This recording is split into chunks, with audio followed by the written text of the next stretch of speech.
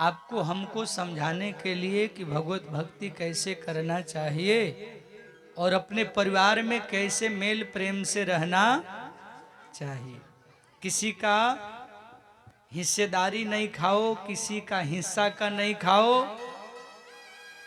और फ्री का नहीं खाओ और किसी का हक नहीं मारो। अपना दम से खाओ और चार गो को खिलाने का औकात रखो, दूसरे को लूट के खाने का नहीं। आजकल घर वाले लोग क्या सोचते हैं, हम बानी ना तो ये घर चलता, जहिया हम ऐसा अहंकार नहीं पालना चाहिए।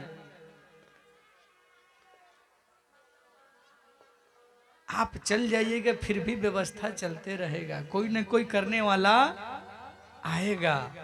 उसी परिवार में आपके भरोसे चार लोगों का रोटी चल रहा है। किसका पुण्य किससे जुड़ा है क्या पता। लेकिन आजकल आदमी क्या, दो भाई थे, एक भाई थोड़ा चतुर था और एक भाई सीधा साधा था बेचारा। नौकरी करता था छोटा वाला भाई, बड़ा वाला पढ़ा लिखा करके नौकरी करा दिया था। लेकिन उससे पहले का बात है, जब दुख का समय था, उस भाइयों के पास बहुत कुछ नहीं था, ये कही भैंस एक कंबल। बोले अब साथ में हम लोग नहीं रहेंगे, बंटवारा कर लेते हैं। जो होशियार भाई था बोला पंचायत का क्या काम है, हम ही दोनों काफी है, घर का आदमी अपने में बांट लेते हैं। बोले ठीक है भाई, जैसा इच्छा।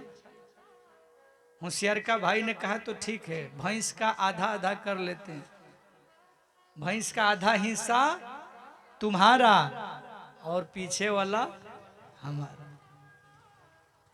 आ कंबल बोले दिन में तुम्हारा और रात में हमारा। बोले ठीक है भाई। अब बेचारा जो सीधा साधा था, दिन भर जा करके घास लाता था, लेहनी लाता था और दिन भर ला करके भैंस को खूब खिलाता था, क्योंकि आगे वाला हिस्सा उसका था। जब दूहने का समय आता था तो चतुर भाई दूह लेता था। और का दिन भर बेचारा जो है सीधा साधा कंबल अपने पास रखता था। जैसे शाम होता था, होशियार का भाई के पास कंबल चल जाता था, बढ़िया से खूब ओढ़ के सोता था। ये बेचारा ठिठुर रहा है क्योंकि बंटवारा हुआ है। ऐसा ही 2-4 महीना चला। महात्मा एक जा रहे थे, देखे बेचारा मुंह गिराए बैठा है। कहा है भाई, कोई परेशानी है? नहीं बाबा। अरे कुछ तो जरूर है। कितना भाई हो? बोले 2 भाई है। एक में है कि अलग? बोले अलग अलग है। क्या क्या बंटवारा हुआ? बोले एक कंबल और एक भैंस। कैसे हुआ है? बोले खिलाते हम हैं, दूहते भाई है, क्योंकि आधा आधा बंटवारा हुआ है। और एक कंबल है, दिन भर मेरे पास, रात भर उसके पास। महात्मा बोले तो झूठ बेईमानी करके बंटवारा हुआ है, पंच नहीं है? बोले नहीं, पंच भी पंचर हो गए हैं। बोले तब? महात्मा जी ने कहा मेरा सिख मानोगे? तुम्हारे भलाई का बात बताऊंगा, पर मेरा नाम मत लगाना। हाँ ठीक है, बताइए बाबा। बोले बंटवारा गड़बड़ हुआ है, एक काम करना, बढ़िया से बंटवारा चाहते हो? बोले हाँ। तो आज एक काम करना, भैंस को खिलाओ पिलाओ, ठीक है। शाम को जैसे ही दूहने बैठे भाई, कुछ करना है। बोले ठीक है। अब जैसे ही दिन भर खिलाया पिलाया, भाई जैसे ही अपना बाल्टी लेके दूहने बैठा, सीधा साधा भाई उठाया लाठी, अब भैंस के मुंह पर दे लाठी। दूहने वाला का ये क्या कर रहे हो? बोले हम अपना हिस्सा में कुछ कर रहे, हम लाठी मारे भाला मारे, हम अपना हिस्सा में मार रहे। बोले पगला गए हो, दूहने दो। बोले नहीं हमारा हिस्सा है। एको बूंद दूध नहीं हुआ, मारी ऐसा लात बाल्टी कहीं गया।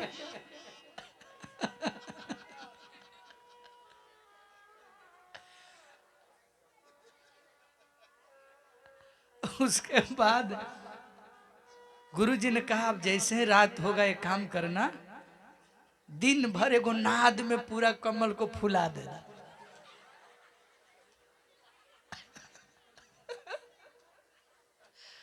जैसे ही शाम हुआ, यही जनवरी का ठंडी, बोला लाओ मेरा कंबल, शाम हो गया। बोला हाँ ले जाओ। बोले ये क्या किए हो, नाद में पूरा भर के रखे हो पानी में?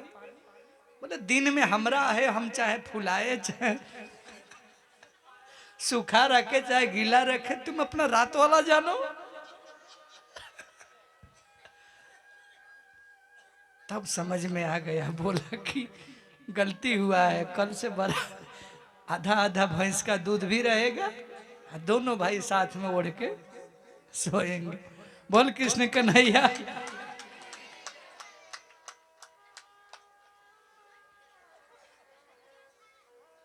तो मेल प्रेम से रहना चाहिए, ऐसा ना हो कि बिल्कुल उल्टा पुल्टा हो जाए। हाँ, जोश में कहीं होश नहीं गंवा देना चाहिए। एक अतिथि आए थे किसी के घर में, और अतिथि आ जाते हैं तो जल्दी जाने का नाम नहीं लेते हैं। स्टेशन पर गांव का जवान लड़का था, सूटकेस पकड़ा और आगे आगे टोटो से उतरा, और सीटी मार रही थी गाड़ी। दूर से ही देखा, रे ये तो एक नंबर में लगी है, खुल रही है। अच्छा, जो ट्रेन पर बैठे थे उनको लगा कि ये गाड़ी पकड़ने आ रहा है। वो तो गया था पहुंचाने, अतिथि लोगों को गाड़ी पकड़ाने। अब जैसे ही थोड़ा दौड़ा, सूटकेस और बैग लेकर के गाड़ी पर बैठे लोगों ने कहा वाह जवान, दौड़ो जवान, जोर लगाओ जवान, और जोर लगाओ जवान। वो जवानी जवानी ही क्या जिसकी कोई कहानी ना हो, उन आंखों का हंसना ही क्या जिन्हें आंखों में पानी ना हो। तो जवानी थोड़ा दम लगाओ। अब दम लगा करके चढ़ गया, ट्रेन तो खुल गई, लेकिन बैठ के रोने लगा। ट्रेनों में जो बैठे थे बोले अब तो ट्रेन आपको मिल गई, अब क्यों रो रहे हो? बोला जिसको जाना था वो तो ट्रेन स्टेशन पर छूट गए। बोले तब? बोले हम तो पहुंचाने आए थे, जौन फुआ रली है जाए वाली वो स्टेशन। अरे भाई तो तुम क्यों चढ़ गया? बोले आप ही लोग न कह रहे थे वाह जवान, जोर लगाओ जवान। तो जोश में होश खो दिए। हाँ, कई लड़का ऐसा ही जोर लगाता है।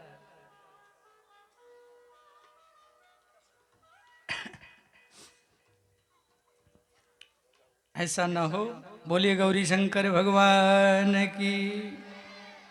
आगे जगदम्बा कालिका का चरित्र है।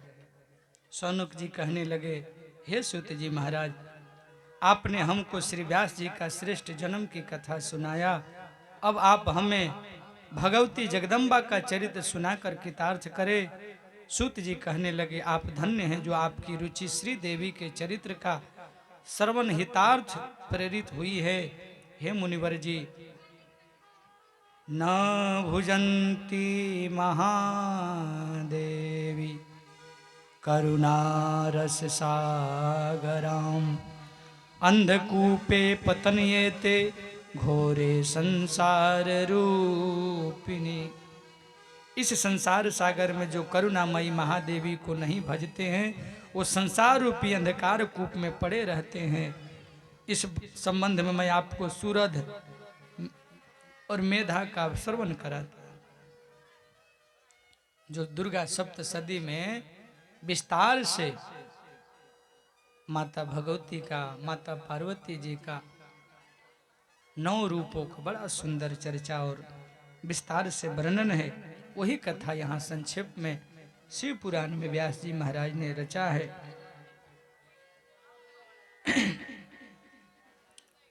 विरथ नाम के प्रतापी राजा का पुत्र सूरथ था।